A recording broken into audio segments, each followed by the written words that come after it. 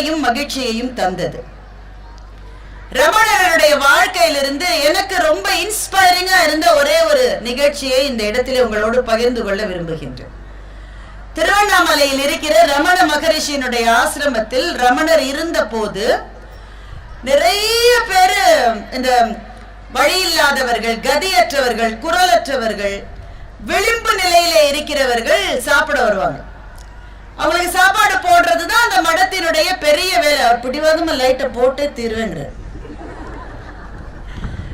அவர்களுக்கு உணவு அளிப்பதுதான் அந்த மடத்தினுடைய மிக முக்கியமான பணியாக இருக்கும். ஆனால் வருகிறவர்கள் அவர்கள் மாத்திரமல்ல, வெளிநாட்டில இருந்து வர ஃபாரின் விசிட்டர்ஸ் எல்லாம் நிறைய பேர் இருப்பாங்க. அவர்களும் நிறைய வருவார்கள். இந்த மடத்தினுடைய பணியாளர்கள் ஒரு நாள் என்ன சொல்லிட்டாங்கன்னா, இந்த பண்டாரங்கள் பரதேசி எல்லாம் கடைசியில மரத்துக்கு போய் நில்லு, அவங்க பேமெண்ட் பண்ணிருக்கிறவங்களுக்கு தான் முதல்ல உணவு அளிக்கப்படும் அனௌன்ஸ் பண்ணிட்டாங்க. கொஞ்ச நேரம் கழிச்சு பார்த்தா ரமண மகரிஷி எங்க இருக்காருன்னு தெரியல. ஏன்னா அவரை பார்க்கத்தான் எல்லாருமே வந்திருக்காங்க. அவர் எங்க இருக்காருன்னு யாருக்கும் தெரியல. எல்லாரும் போய் தேடினா அந்த பண்டாரங்கள் பிச்சைக்காரர்களை நிக்க சொன்னாங்க இல்லையா, அவங்க எல்லாருக்கும் பின்னாடி போய் அவர் நின்றுட்டு இருக்காரு. ஐயோ மகரிஷி, நீங்க போய் ஏன் இங்க நிக்கிறீங்க? நீ தானப்பா சொன்ன பண்டாரம் பரதேசில இங்க நிக்க சொல்லி. எல்லாரையும் விட பெரிய பரதேசி பண்டாரம் நான் தானே, அதனால எல்லாருக்கும் பின்னாடி போய் நின்னேன் என்று அவர் சொன்ன அந்த நிகழ்வை பற்றி படித்ததிலிருந்து இந்த நாட்டினுடைய ஆன்மீகம் என்பது, இந்த நாட்டிலே இருக்கிற மதகுருமார்கள் எதை முக்கியமாக கருதினார்கள் என்றால், இருக்கிறவர்கள் இல்லாதவர்களுக்கு கொடுப்பது ஒன்றுதான் மிக மிக முக்கியமான கடமை என்பதுதான் இந்த நாட்டினுடைய தர்மமாக.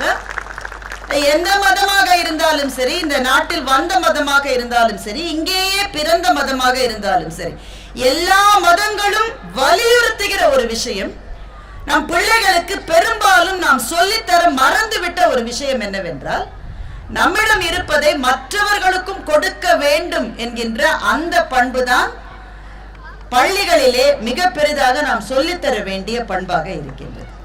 எனவே ரமண மகரிஷி அவர்களினுடைய பெயரை இந்த பள்ளியினுடைய பெயரிலேயே தாங்கி இருக்கிற இந்த நிர்வாகம் மிகச் சிறப்பாக இதை நடத்தும் என்பதிலே எனக்கு எந்த விதமான ஐயப்பாடுகளும் இல்லை. இந்த நிர்வாகம் சிறக்கவும் வளரவும், இன்றைக்கு 20 ஆண்டு விழாவை காணுகிற பள்ளி மேன்மேலும் வளர்ந்து சிறப்பு பெறவும் என்னுடைய வாழ்த்துக்கள்.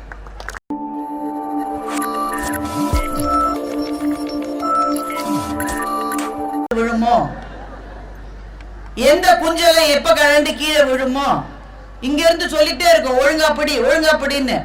அதுல உங்க கவனம் எல்லாமே உங்கள் பிள்ளைகள் எப்போது வந்து ஆடுவார்கள் அல்லது நாடகத்திலே நடிப்பார்கள் அல்லது பரிசு வாங்குவார்கள் என்பதிலே தான் இருக்கும்.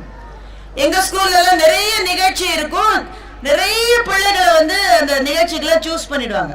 நாகா டான்ஸுக்கு இந்த கிளாஸ், அப்புறமா மேக்பெத் டிராமாக்கு இந்த கிளாஸ், குமரகுருபுர நாடகத்துக்கு இவங்க. இப்போ என்னெல்லாம் ஒரு டான்ஸ் ஒரு ட்ராமாவில் சேர்க்கவே மாட்டாங்க. ஆனால் நாங்களாம் என்ன டெக்னிக் வைப்போம்னாக்க, ரிஹர்சலுக்கு வந்து கூப்பிடுவாங்க. நாகா டான்ஸ்ல இருக்கிற பசங்கள்லாம் வாங்கன்னா அந்த பசங்க ஒரு 12 பேர் போகும்போது நாங்களும் 2-3 பேர் கூடவே போயிடுவோம். ஏன்னா கிளாஸ் நடத்திட்டு இருக்கிற டீச்சருக்கு தெரியாது எந்த பிள்ளை எந்த டான்ஸ்ல இருக்குன்னு.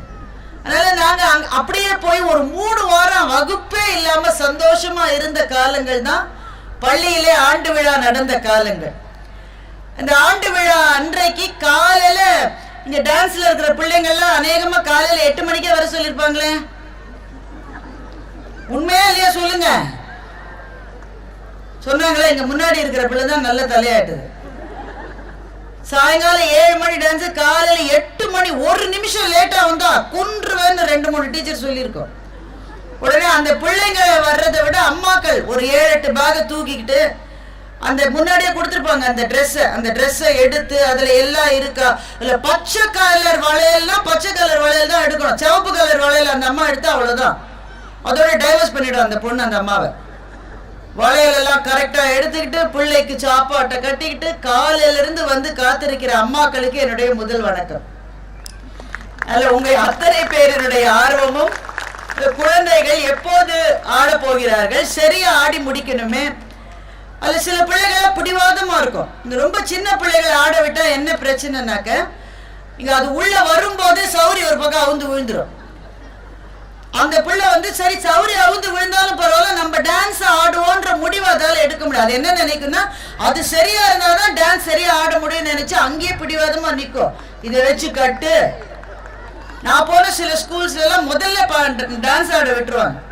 ஃபர்ஸ்ட் டான்ஸ் ஆடுறது இந்த ப்ரீகேஜி எல்கேஜி அந்த பிள்ளைங்க தான். நல்ல ரிஹர்சல் எல்லாம் நல்லா பண்ணோம். அப்புறம் ஸ்டேஜ் ரிஹர்சல் ஒன்று பண்ணிருப்பீங்களே, தெரிஞ்சுங்களே? ஸ்டேஜ் ரிஹர்சல்ல கூட கரெக்டா பண்ணீங்கன்னா முன்னாடி மிஸ் மட்டும்தான் இருக்கும். ஆக்சுவல் ப்ரோக்ராமுக்கு வந்து பார்த்தா அலைக்கடல்னு திரண்டு இருக்கிற அத்தனை பேரையும் பார்த்த உடனே அது தன்னோட அம்மா எங்கன்னு தேடும். இங்கேருந்து சில பிள்ளைகளுக்கு அங்க டீச்சர் அங்க டான்ஸ் ஆடினாதான் இது இங்க ஆடும். இந்த மேடையில பிள்ளைகள் ஆடுகிற டான்ஸை விட அங்க டீச்சர்ஸ் ஆடுற டான்ஸ் ரொம்ப நல்லா இருக்கும். நிறைய பள்ளிகள்ல, சில பள்ளிகள்ல வந்து அந்த பிள்ளை வீட்டுல டான்ஸ் ஆடி ஆடி அந்த ஸ்டெப்ஸ் அப்பா அம்மாக்கெல்லாம் நல்ல மனப்பாடம் ஆகி அவங்க வேற டான்ஸ் ஆடுவாங்க. ஒரு பள்ளி ஆண்டு விழா என்பது எத்தனை விதமான இன்பங்களை மகிழ்ச்சிகளை ஒன்று திரட்டுகிற ஒரு நிகழ்வாக இருக்கிறது. இந்த பள்ளி ரமண வித்யாலயா என்ற பெயரை சூட்டி இருக்கிறார்கள். பகவான் ரமணரினுடைய படமும் இந்த பள்ளியினுடைய இலச்சினையில் இடம்பெற்றிருக்கின்றது. ரொம்ப என் மனதுக்கு நிறைவையும் மகிழ்ச்சியையும் தந்தது. ரமணருடைய வாழ்க்கையிலிருந்து எனக்கு ரொம்ப இன்ஸ்பைரிங்கா இருந்த ஒரே ஒரு நிகழ்ச்சியை இந்த இடத்திலே உங்களோடு பகிர்ந்து கொள்ள விரும்புகின்றேன். திருவண்ணாமலையில் இருக்கிற ரமண மகரிஷியினுடைய ஆசிரமத்தில் ரமணர் இருந்த போது நிறைய பேரு இந்த வழியில்லாதவர்கள், கதியற்றவர்கள், குரலற்றவர்கள், விளிம்பு நிலையில இருக்கிறவர்கள் சாப்பிட வருவாங்க. அவங்களுக்கு சாப்பாடு போடுறதுதான் அந்த மடத்தினுடைய பெரிய வேலை. அவர் பிடிவாதமா லைட்டை போட்டு தீர்வேங்கிறார். அவர்களுக்கு உணவு அளிப்பதுதான் அந்த மடத்தினுடைய மிக முக்கியமான பணியாக இருக்கும். ஆனால் வருகிறவர்கள் அவர்கள் மாத்திரமல்ல, வெளிநாட்டில இருந்து வர ஃபாரின் விசிட்டர்ஸ் எல்லாம் நிறைய பேர் இருப்பாங்க. அவர்களும் நிறைய வருவார்கள். இந்த மடத்தினுடைய பணியாளர்கள் ஒரு நாள் என்ன சொல்லிட்டாங்கன்னா, இந்த பண்டாரங்கள் பரதேசி எல்லாம் கடைசியில மரத்துக்கு போய் நில்லு, அவங்க பேமெண்ட் பண்ணிருக்கிறவங்களுக்கு தான் முதல்ல உணவு அளிக்கப்படும்னு அனௌன்ஸ் பண்ணிட்டாங்க. கொஞ்ச நேரம் கழிச்சு பார்த்தா ரமண மகரிஷி எங்க இருக்காருன்னு தெரியல. ஏன்னா அவரை பார்க்கத்தான் எல்லாருமே வந்திருக்காங்க. அவர் எங்க இருக்காருன்னு யாருக்கும் தெரியல. எல்லாரும் போய் தேடினா அந்த பண்டாரங்கள் பிச்சைக்காரர்களை நிக்க சொன்னாங்க இல்லையா, அவங்க எல்லாருக்கும் பின்னாடி போய் அவர் நின்றுட்டு இருக்காரு. ஐயோ மகரிஷி, நீங்க போய் ஏன் இங்க நிக்கிறீங்க? நீ தானப்பா சொன்ன பண்டாரம் பரதேசில இங்க நிக்க சொல்லி. எல்லாரையும் விட பெரிய பரதேசி பண்டாரம் நான் தானே, அதனால எல்லாருக்கும் பின்னாடி போய் நின்னேன் என்று அவர் சொன்ன அந்த நிகழ்வை பற்றி படித்ததிலிருந்து இந்த நாட்டினுடைய ஆன்மீகம் என்பது, இந்த நாட்டிலே இருக்கிற மதகுருமார்கள் எதை முக்கியமாக கருதினார்கள் என்றால், இருக்கிறவர்கள் இல்லாதவர்களுக்கு கொடுப்பது ஒன்றுதான் மிக மிக முக்கியமான கடமை என்பதுதான் இந்த நாட்டினுடைய தர்மமாக. எந்த மதமாக இருந்தாலும் சரி, இந்த நாட்டில் வந்த மதமாக இருந்தாலும் சரி, இங்கேயே பிறந்த மதமாக இருந்தாலும் சரி, எல்லா மதங்களும் வலியுறுத்துகிற ஒரு விஷயம், நம் பிள்ளைகளுக்கு பெரும்பாலும் நாம் சொல்லித்தர மறந்துவிட்ட ஒரு விஷயம் என்னவென்றால், நம்மிடம் இருப்பதை மற்றவர்களுக்கும் கொடுக்க வேண்டும் என்கின்ற அந்த பண்புதான் பள்ளிகளிலே மிக பெரிதாக நாம் சொல்லித்தர வேண்டிய பண்பாக இருக்கின்றது. எனவே ரமண மகரிஷி அவர்களினுடைய பெயரை இந்த பள்ளியினுடைய பெயரிலேயே தாங்கி இருக்கிற இந்த நிர்வாகம் மிகச் சிறப்பாக இதை நடத்தும் என்பதிலே எனக்கு எந்த விதமான ஐயப்பாடுகளும் இல்லை. இந்த நிர்வாகம் சிறக்கவும் வளரவும், இன்றைக்கு 20 ஆண்டு விழாவை காணுகிற பள்ளி மேன்மேலும் வளர்ந்து சிறப்பு பெறவும் என்னுடைய வாழ்த்துக்கள்.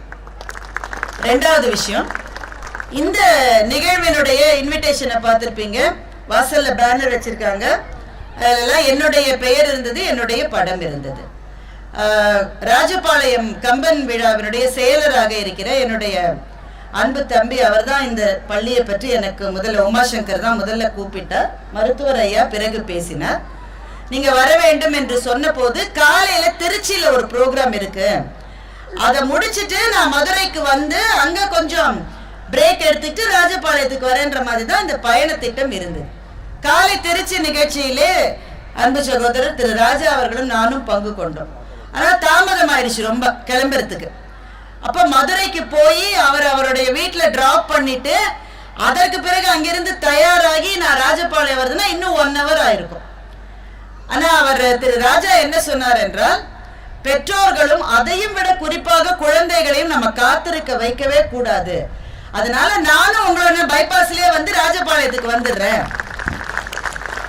உங்களில் சில பேர் ஒருவேளை ஆச்சரியப்படலை, எப்படி ஏன்னா தமிழ்நாட்டுல இன்விடேஷன்ல பேர் இல்லாம ஒரு நிகழ்ச்சிக்கு வர ஒத்துக்கொண்ட பிரமுகர்கள் யாருமே இருக்க மாட்டாங்க.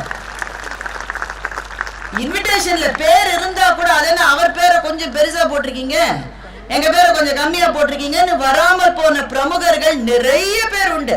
அட நிகழ்ச்சிகளை விடுங்க, நம்ம வீட்டு கல்யாணத்திலேயே பத்திரிக்கையில ஒருத்தர் பேரை கொஞ்சம் பெருசா போட்டு ஒருத்தர் பேரை சிறுசா போட்டா கல்யாணமே நின்ன கதையெல்லாம் உண்டு நம்ம ஊர்ல. ஆனால் அது எதையும் பொருட்படுத்தாமல் சக பேச்சாளர் ஒருவர் அழைக்கப்படுகிற மேடையா இருந்தாலும் கூட குழந்தைகளை காக்க வைக்க கூடாது என்ற ஒரே காரணத்துக்காக இந்த மேடைக்கு வந்திருக்கின்ற திரு ராஜா அவர்களுக்கு என்னுடைய மனமார்ந்த பாராட்டுகளை நான் தெரிவித்துக் கொள்கிறேன். உண்மையிலேயே வாழ்க்கையில நாம கற்றுக்கொள்ள வேண்டிய விஷயங்கள் என்பது எங்கேயோ வானத்துல இல்லைங்க, நம் கூட இருக்கிற சக மனிதர்களிடமிருந்து நாம் கற்றுக்கொள்ள வேண்டிய விஷயங்கள் எவ்வளவு இருக்கிறது. நம்முடைய குழந்தைகளிடமிருந்து நாம் எவ்வளவு விஷயங்களை கற்றுக்கொள்ள வேண்டி இருக்கிறது இல்ல. நாம நினைக்கிறோம் நம்ம பிள்ளைகளுக்கு எதுவுமே தெரியாதா. இந்த உலகத்தை பற்றி நம்மை விட மிக விரிவாக அறிந்தவர்களாக நம்முடைய குழந்தைகள் இருக்கிறார்கள். வண்ணதாசன் ஒரு கவிஞர் வந்து ஒரு கவிதை எழுதினார். அந்த கவிதையினுடைய ஒரு ஜிஸ்ட மாத்திரம் உங்களுக்கு சொல்றேன், முழு கவிதையெல்லாம் சொல்லல. அப்பா வந்து பாப்பாவை தூக்கிட்டு மருந்து கடைக்கு போறார், அவ்வளவுதான் கவிதை. பாப்பாவுக்கு ஒரு 5 வயசு இருக்குன்னு வைங்களேன். பாப்பாவை தூக்கிட்டு அப்பா மருந்து கடைக்கு போறார். அது வழக்கமா அந்த பாப்பாவை தூக்கிட்டு தான் அந்த மருந்து கடைக்கு எப்பவுமே போவார். அதனால அந்த பாப்பாவுக்கே தெரியும் யாருக்கு என்ன மருந்து வீட்டுல வாங்க போறாருன்னு சொல்லிட்டு. நான் கடைக்குள்ள போன உடனேயே அப்பா பாப்பாவை கேட்கிறாரு, என்ன மருந்து வாங்கணும்? பாப்பா சொல்ற, பாட்டிக்கு அனிமியா லிவோஜின் வாங்கணும். உடனே அந்த கடைக்காரர் சிரிச்சுக்கிட்டே லிவோஜின் மருந்து எடுத்து வைக்கிறார். தாத்தாக்கு பிபி இருக்கு, பிபி மாத்திரை வாங்கணும். உடனே அந்த கடைக்காரர் சிரிச்சுக்கிட்டே பிபி மருந்து எடுத்து வைக்கிறாரு. வேற ஏதாவது வேணுமான்னு கடைக்காரர் கேட்கிறார். அப்போது அப்பா சொல்லுகிறார், 2 எறும்பு மருந்து பாக்கெட் கொடுங்கன்னு அப்பா சொல்லுகிறார். என்ன சொல்றாரு? 2 எறும்பு மருந்து பாக்கெட் கொடுங்கன்னு. இது வந்து லிஸ்ட்ல புதுசு, இவ்வளவு நாள் அதை வாங்கினதுல அந்த பாப்பாவுக்கு அது என்னன்னு தெரியல. பாப்பா அப்பாவை பார்த்து கேட்பதாக வண்ணதாசன் எழுதுகிறார், ஏன்பா நம்ம வீட்டுல இருக்கிற எறும்புக்கு உடம்பு சரியில்லையா என்று பாப்பா கேட்கிறார். இந்த கவிதை புரிஞ்சா நீங்க கை தட்டலாம். ஏன்னா எறும்பு மருந்தை அப்பா வாங்குவது எதற்கு? அந்த எறும்புகளை கொல்வதற்காக. ஆனால் அந்த குழந்தை என்ன நினைக்கிறாள், வீட்டுல இருக்கிற மத்தவங்களுக்கு எல்லாம் உடம்பு சரியில்லைன்னா மருந்து வாங்குற மாதிரி வீட்டுல இருக்கிற எறும்புக்கு ஏதோ உடம்பு சரியில்லைன்னு அது சரியாவதற்காக அப்பா மருந்து வாங்குகிறார் என்று அந்த பாப்பா கேட்டவுடன், நானும் கேட்கவில்லை, கடைக்காரரும் கொடுக்கவில்லை, எறும்பு மருந்து வாங்காமலேயே வீட்டுக்கு திரும்பினோம் என்று வண்ணதாசன் அந்த கவிதையை முடிக்கின்றார். மறுவுக மாசற்றார் கேண்மையோன் ரீத்துமா ஒருவுக ஒப்பிலார் நட்பு முயுவ விளக்க உரை. குற்றமற்றவருடைய நட்பை கொள்ள வேண்டும், ஒத்த பண்பை இல்லாதவருடைய நட்பை ஒன்றை கொடுத்தாவது கைவிட வேண்டும். சாலமன் பாப்பையா விளக்க உரை. குற்றம் அற்றவரோடு நட்பு கொள்க, உலகோடு ஒத்து வராதவரின் நட்பை விலை கொடுத்தாவது விட்டுவிடுக. கலைஞர் விளக்க உரை. மனத்தில் மாசு இல்லாதவர்களையே நண்பர்களாக பெற வேண்டும், மாசு உள்ளவர்களின் நட்பை விலை கொடுத்தாவது விலக்கிட வேண்டும். மறுவுக மாசற்றார் கேண்மையோன் ரீத்துமா ஒருவுக ஒப்பிலார் நட்பு முயுவ விளக்க உரை. குற்றமற்றவருடைய நட்பை கொள்ள வேண்டும், ஒத்த பண்பை இல்லாதவருடைய நட்பை ஒன்றை கொடுத்தாவது கைவிட வேண்டும். சாலமன் பாப்பையா விளக்க உரை. குற்றம் அற்றவரோடு நட்பு கொள்க, உலகோடு ஒத்து வராதவரின் நட்பை விலை கொடுத்தாவது விட்டுவிடுக. கலைஞர் விளக்க உரை. மனத்தில் மாசு இல்லாதவர்களையே நண்பர்களாக பெற வேண்டும், மாசு உள்ளவர்களின் நட்பை விலை கொடுத்தாவது விலக்கிட வேண்டும்.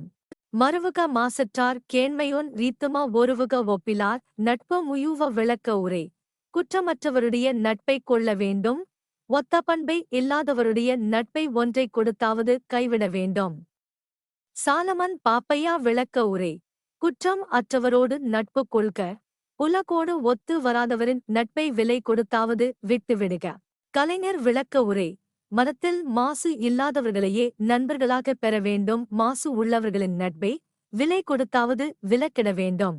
மருவுக மாசற்றார் கேண்மையொன் ரீத்துமா ஒருவுக ஒப்பிலார் நட்பு முயூவ விளக்க உரை குற்றமற்றவருடைய நட்பை கொள்ள வேண்டும் ஒத்த பண்பை இல்லாதவருடைய நட்பை ஒன்றை கொடுத்தாவது கைவிட வேண்டும். சாலமன் பாப்பையா விளக்க உரை குற்றம் அற்றவரோடு நட்பு கொள்க உலகோடு ஒத்து வராதவரின் நட்பை விலை கொடுத்தாவது விட்டுவிடுக. கலைஞர் விளக்க உரை மனத்தில் மாசு இல்லாதவர்களையே நண்பர்களாக பெற வேண்டும் மாசு உள்ளவர்களின் நட்பை விலை கொடுத்தாவது விலக்கிட வேண்டும். மருவுக மாசற்றார் கேண்மையொன் ரீத்துமா ஒருவுக ஒப்பிலார் நட்பு முயூவ விளக்க உரை குற்றமற்றவருடைய நட்பை கொள்ள வேண்டும் ஒத்த பண்பை இல்லாதவருடைய நட்பை ஒன்றை கொடுத்தாவது கைவிட வேண்டும். சாலமன் பாப்பையா விளக்க உரை குற்றம் அற்றவரோடு நட்பு கொள்க உலகோடு ஒத்து வராதவரின் நட்பை விலை கொடுத்தாவது விட்டுவிடுக. கலைஞர் விளக்க உரை மனத்தில் மாசு இல்லாதவர்களையே நண்பர்களாக பெற வேண்டும் மாசு உள்ளவர்களின் நட்பை விலை கொடுத்தாவது விலக்கிட வேண்டும். மருவுக மாசற்றார் கேண்மையொன் ரீத்துமா ஒருவுக ஒப்பிலார் நட்பு முயூவ விளக்க உரை குற்றமற்றவருடைய நட்பை கொள்ள வேண்டும் ஒத்த பண்பை இல்லாதவருடைய நட்பை ஒன்றை கொடுத்தாவது கைவிட வேண்டும். சாலமன் பாப்பையா விளக்க உரை குற்றம் அற்றவரோடு நட்பு கொள்க உலகோடு ஒத்து வராதவரின் நட்பை விலை கொடுத்தாவது விட்டுவிடுக. கலைஞர் விளக்க உரை மனத்தில் மாசு இல்லாதவர்களையே நண்பர்களாக பெற வேண்டும் மாசு உள்ளவர்களின் நட்பை விலை கொடுத்தாவது விலக்கிட வேண்டும். மருவுக மாசற்றார் கேண்மையொன் ரீத்துமா ஒருவுக ஒப்பிலார் நட்பு முயூவ விளக்க உரை குற்றமற்றவருடைய நட்பை கொள்ள வேண்டும் ஒத்த பண்பை இல்லாதவருடைய நட்பை ஒன்றை கொடுத்தாவது கைவிட வேண்டும். சாலமன் பாப்பையா விளக்க உரை குற்றம் அற்றவரோடு நட்பு கொள்க உலகோடு ஒத்து வராதவரின் நட்பை விலை கொடுத்தாவது விட்டுவிடுக. கலைஞர் விளக்க உரை மனத்தில் மாசு இல்லாதவர்களையே நண்பர்களாக பெற வேண்டும் மாசு உள்ளவர்களின் நட்பை விலை கொடுத்தாவது விலக்கிட வேண்டும். மருவுக மாசற்றார் கேண்மையொன் ரீத்துமா ஒருவுக ஒப்பிலார் நட்பு முயூவ விளக்க உரை குற்றமற்றவருடைய நட்பை கொள்ள வேண்டும் ஒத்த பண்பை இல்லாதவருடைய நட்பை ஒன்றை கொடுத்தாவது கைவிட வேண்டும். சாலமன் பாப்பையா விளக்க உரை குற்றம் அற்றவரோடு நட்பு கொள்க உலகோடு ஒத்து வராதவரின் நட்பை விலை கொடுத்தாவது விட்டுவிடுக. கலைஞர் விளக்க உரை மனத்தில் மாசு இல்லாதவர்களையே நண்பர்களாக பெற வேண்டும் மாசு உள்ளவர்களின் நட்பை விலை கொடுத்தாவது விலக்கிட வேண்டும். மருவுக மாசற்றார் கேண்மையொன் ரீத்துமா ஒருவுக ஒப்பிலார் நட்பு முயூவ விளக்க உரை குற்றமற்றவருடைய நட்பை கொள்ள வேண்டும் ஒத்த பண்பை இல்லாதவருடைய நட்பை ஒன்றை கொடுத்தாவது கைவிட வேண்டும். சாலமன் பாப்பையா விளக்க உரை குற்றம் அற்றவரோடு நட்பு கொள்க உலகோடு ஒத்து வராதவரின் நட்பை விலை கொடுத்தாவது விட்டுவிடுக. கலைஞர் விளக்க உரை மனத்தில் மாசு இல்லாதவர்களையே நண்பர்களாக பெற வேண்டும் மாசு உள்ளவர்களின் நட்பை விலை கொடுத்தாவது விலக்கிட வேண்டும்.